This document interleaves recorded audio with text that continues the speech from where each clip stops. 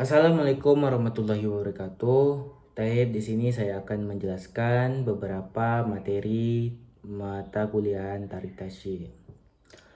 Tarik Tasyrik adalah sejarah terbentuknya undang-undang, peraturan-peraturan baik sebelum Nabi Muhammad SAW maupun setelah Nabi Muhammad SAW.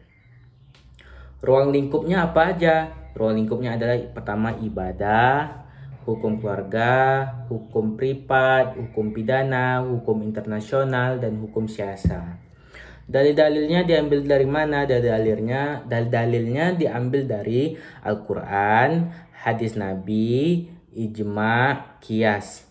Adapun beberapa periodenya, pertama yaitu pada periode Nabi Muhammad SAW, yang mana sumber hukum utama berasal dari Allah Subhanahu Wa Taala menyalurkan melalui wahyu yang diturunkan kepada Nabi Muhammad SAW. Kedua yaitu adalah periode Khulafaur Rasyidin, yang mana mereka adalah Abu Bakar, Umar bin Khattab, Utsman bin Affan, Ali bin Abi Thalib, dan perkembangannya apa-apa saja. Perkembangan pertama ialah pembukuan Al-Quran, yang ini terjadi pada masa Utsman bin Affan. Yang kedua adalah perkembangan ijtihad, yang mana para Khulafaur Rasyidin menggunakan ijma sebagai panutan hukum, menggunakan kias, menggunakan ihtisan. Yang ketiga adalah perluasan wilayah. Di sini Khulafaur Rasyidin berperan penting dalam perkembangan Islam sampai saat ini. Pembahasan selanjutnya adalah perkembangan tarik tasyrik pada masa jahiliyah. Jahiliyah itu berasal dari bahasa Arab yang mana jahala, yang berarti tidak tahu, kebodohan, dan tidak mengetahui apapun.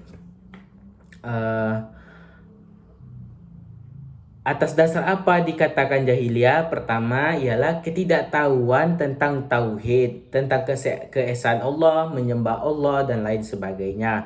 Yang kedua, kebodohan dalam prinsip moral. Yang ketiga, tidak adanya hukum. Yang keempat, kehidupan yang tidak berdasar. Ini tentunya sangat menjadi patokan utama seseorang dikatakan jahiliyah atau tidaknya.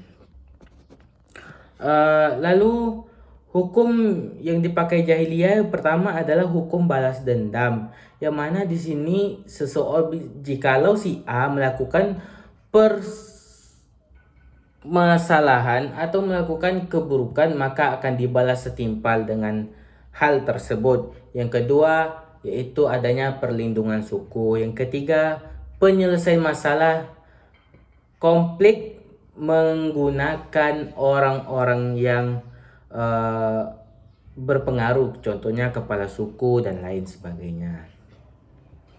Pembahasan selanjutnya yaitu tarik tasyrik pada masa Bani Umayyah. Bani Umayyah di sini yang 14 itu. Adapun kemajuannya, yang pertama adalah perkembangan lembaga pemerintah. Yang pertama adanya Diwanul Hijabah, yang kedua adanya Khatam, yang ketiga adanya Diwanul Bari, yang keempat adanya Sabibul Haraj. Yang pertama tadi adalah Diwanul Hijabah, yaitu lembaga yang berfungsi sebagai pengawalan khusus terhadap para Khulafaur Rasyidin.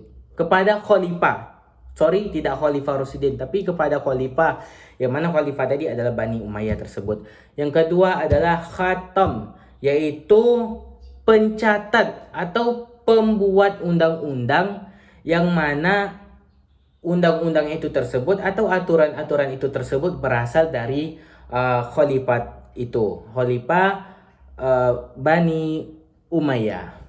Yang keempat Diwanul Bari, yang mana lembaga ini adalah lembaga departemen yang tugasnya untuk menyiapkan transformasi, menyiapkan kendaraan khusus untuk para khalifah seperti kuda, unta, dan lain sebagainya. Yang keempat adalah Sibabul Kharaj. Sibabul Kharaj ini lembaga yang mana berfungsi sebagai memungut pajak.